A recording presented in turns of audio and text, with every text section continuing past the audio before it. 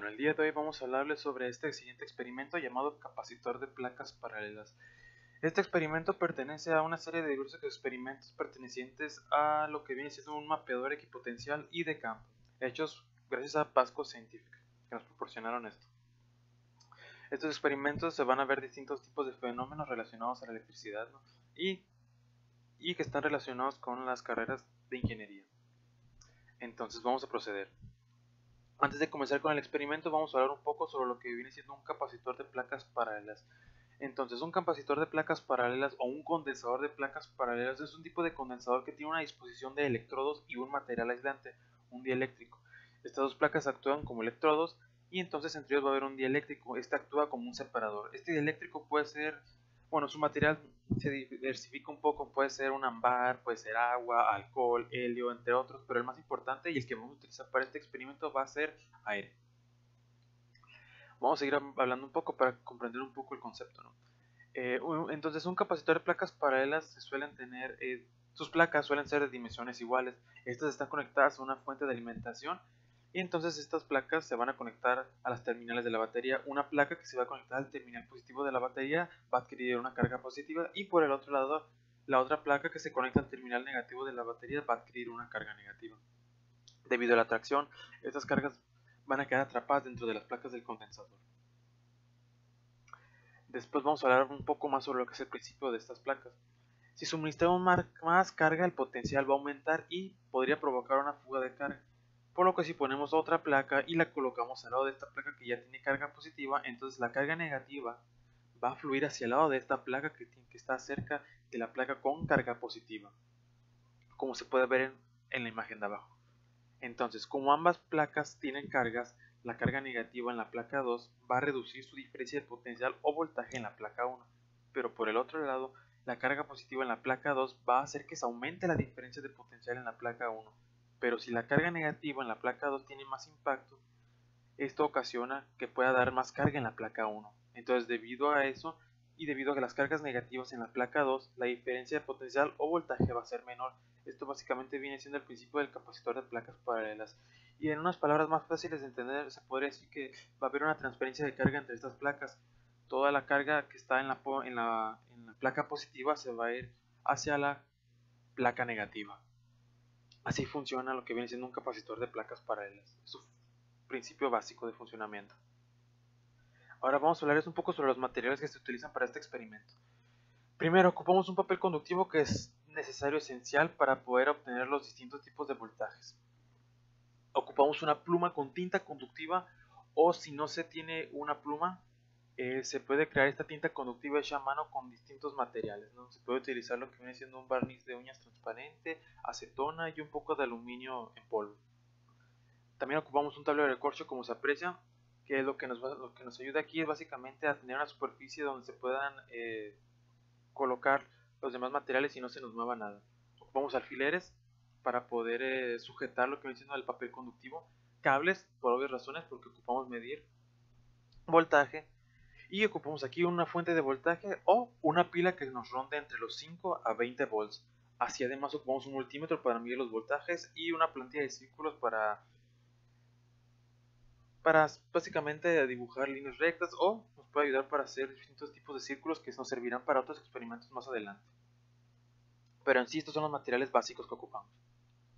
Entonces vamos a poner nuestro objetivo. Aquí el objetivo básico es crear un capacitor de placas paralelas con la capacidad de replicar uno hecho con materiales realistas y asimismo replicar también la transferencia de carga que los capacitores normales suelen hacer. Entonces vamos a empezar con el video. Aquí podemos observar lo que viene siendo el tablero de corcho que ya habíamos puesto. Sencillo. Y aquí ponemos lo que viene siendo la tinta conductiva. Disculpen, aquí vamos a poner lo que viene siendo el papel conductivo, que va a ser muy importante. Estos ya nos los proporcionó Pasco. Y aquí ponemos lo que son los alfileres, los cuales nos van a ayudar a sujetar este papel conductivo en la superficie. Básicamente vamos a poner uno en cada esquina, entonces ocupamos 4 y aparte ocupamos otros 2 para el experimento. Entonces con delicadeza vamos a ir poniendo uno por uno en cada esquina. Aquí vemos cómo se va poniendo uno. Hay que acomodar bien nomás la hoja para que quede céntrica. Entonces vamos poniendo uno. Y ahora procedemos a poner el otro. Una vez hecho esto, vamos a ir colocándolos de los demás lugares. Esto no suele durar mucho, pero aquí no se tarda. Entonces, ahora lo que vamos a hacer, esto es opcional, yo lo hago solamente para poder marcar el lugar que quiero. Vamos a ir creando el lugar de las placas. Aquí se utiliza pues lo que viene siendo la plantilla de círculos, o se puede utilizar una regla en este caso.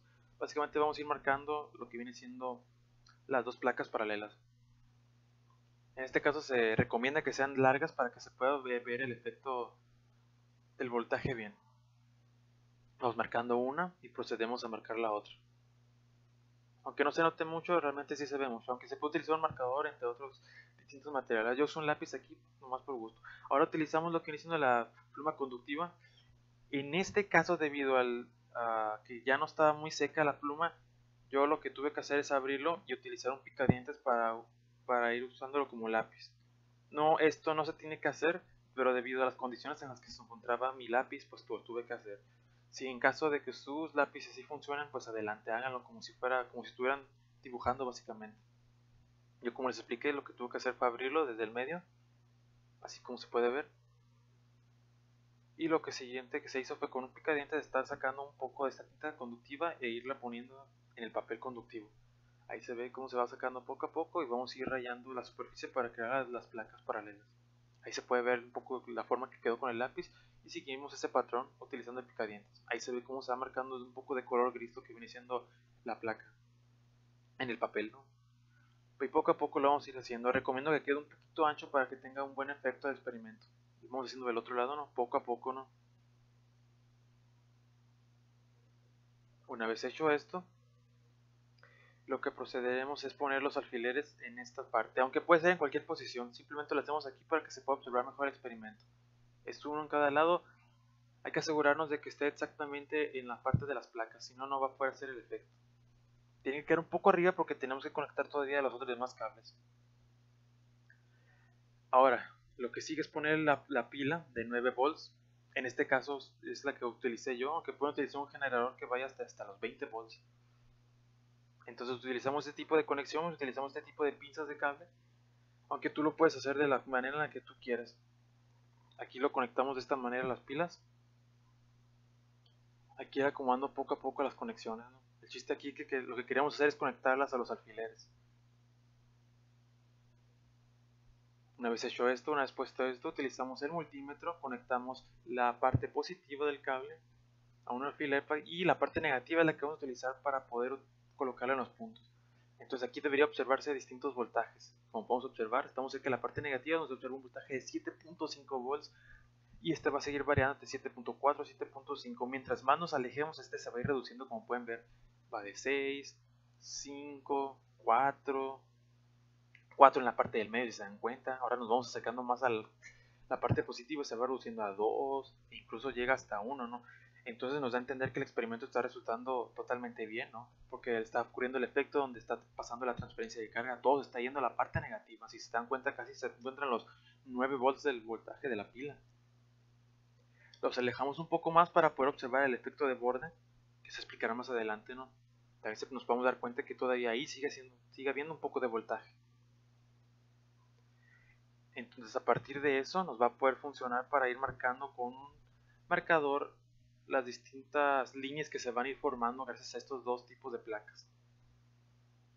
Ahora lo que queremos hacer, ya que vimos el voltaje, pues simplemente hay que localizar los puntos donde se encuentren los voltajes más fuertes y con un marcador los vamos a ir marcando y de esa forma ya que tengamos los distintos puntos pues lo iremos uniendo, ¿no? Ahí pueden ver, estamos marcando un punto, miren, tenemos 6.6 volts y aplicamos un poco de puntos.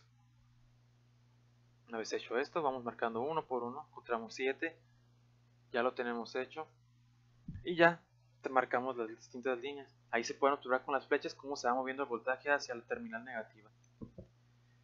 Una vez hecho esto, pues se podría decir que el experimento está totalmente hecho. Entonces, una vez hecho esto, vamos a proceder a distintos tipos de resultados, ¿no? Entonces, resultados. Básicamente se puede observar cómo el voltaje va variando entre los capacitores dando a entender que la transferencia de carga se está ejecutando de la manera correcta. Aquí en este caso pues no se nos pidió calcular el campo, un campo en específico o un área, algo más, porque básicamente aquí fue hecho a nuestro gusto y semejanza, ¿no? Lo que queremos ver básicamente es si está funcionando el efecto de carga. Y como pueden ver en la imagen de abajo obtenido del video, eso está pasando, así se encuentran, así se manejan los distintos voltajes. Todo el voltaje de la parte positiva se va a ir a la parte negativa, como lo indican las flechas. Y en estas líneas se puede ver cómo el voltaje se va dispersando a través de arcos. Estos arcos se les conoce como efecto de borde y se va a explicar un poco más adelante. Entonces, a partir de este experimento se obtienen tres distintas preguntas. Número 1. ¿Cuál es el campo fuera de las placas del condensador? Entonces, se tiene que saber que un condensador formado por dos placas iguales de un área S, separadas de una distancia d pequeña en comparación con las dimensiones de las placas. Esto genera que el campo que se encuentre afuera de las placas se cancela, pero por dentro este se suma entre las placas. Por lo tanto, nos da conclusión de que solamente existe campo entre las placas del condensador, ya que por afuera estas vienen siendo despreciables, como se encuentra en la imagen de la derecha, ¿no? Adentro siempre se va a poder sumar estos campos, pero por afuera estos automáticamente se restan. Es despreciable básicamente, entonces se puede decir que el campo afuera es cero, como lo indica en la parte de abajo, es igual a cero y por dentro se suma. Otra pregunta que nos viene gracias a este experimento es cómo afecta la relación entre la longitud de la placa y la separación al efecto de borde en los bordes de las placas. Este efecto de borde viene siendo básicamente estos arcos que se generan al final de cada placa. De ahí viene el efecto de borde. ¿Y cómo afecta entonces? Sí se afecta. Afecta debido a que cuanto más largas sean las longitudes o la separación más amplia causará menos efecto, pero mientras que cuanto más cerca estén las longitudes aumentará el efecto. Así va a pasar.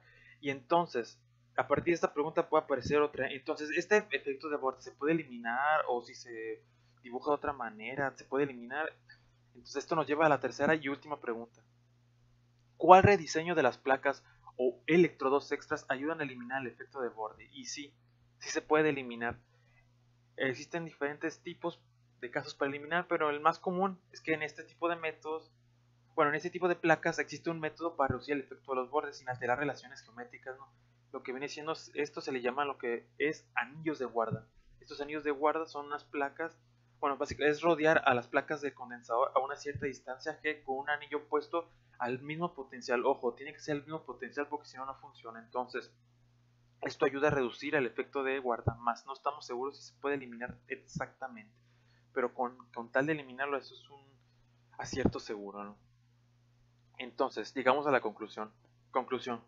El experimento fue un total éxito, se pudo crear lo que se quiso, creó lo que viene siendo un capacitor real. Se intentó acercar lo más que se pudo y como se pudo observar, el efecto del voltaje, el efecto de borde se pudo ver.